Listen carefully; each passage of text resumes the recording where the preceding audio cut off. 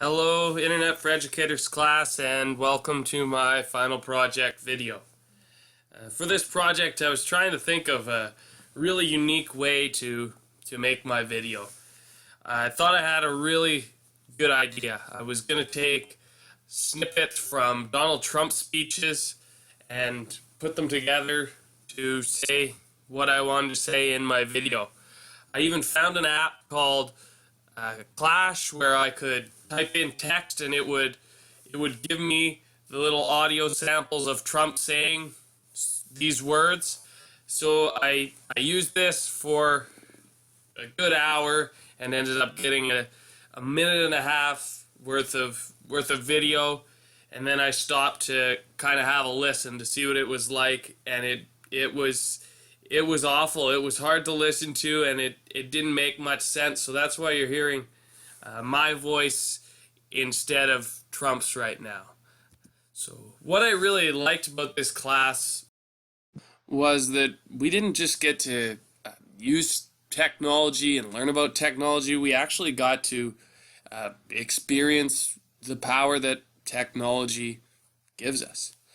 In my opinion, the most powerful use of technology is sharing your ideas. We did this with our blogs. That's what our blogs were all about. That's how we shared our information with our classmates. We also saw this with the guest speakers that came to our class. From our guest speakers, I think the best example of the power of spreading ideas through technology has to be with the 20 time project that Daniel Dillon shared with us. And it wasn't Daniel's own unique idea. It's just something that he came across. It was an idea that came from an educator in California, Kevin Brookhauser. And he had this idea for a project. He tried it out. It worked good. So he used technology to share his idea. And a guy like Daniel finds it, and he's speaking to a bunch of future educators like our class, and he shares it with us.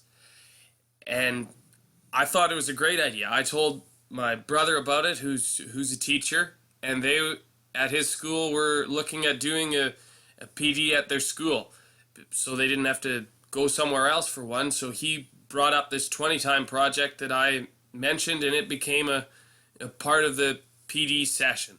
So you can kind of begin to see how these ideas, if you share them, how they can take off.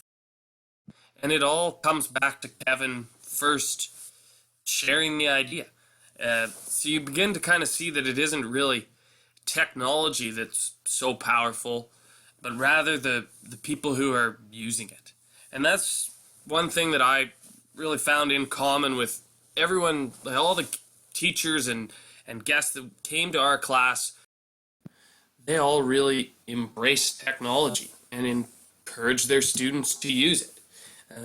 If we look at some of the examples of student work that our guests shared with us, we saw that they used technology to really go above and beyond expectations.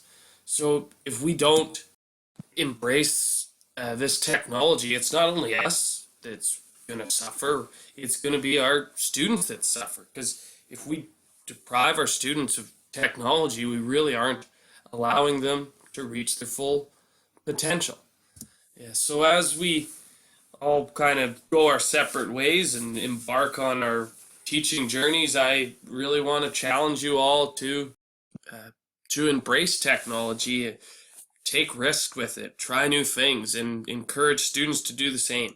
I really liked what Bryce said about all the different projects that he allowed his students to do. He kind of said how much more fun it is to mark compared to just a traditional test or a paper.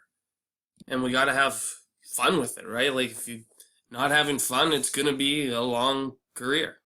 With that being said, I want to have a little fun myself and leave you guys with a little message from Donald Trump. All the best in the future. Thanks.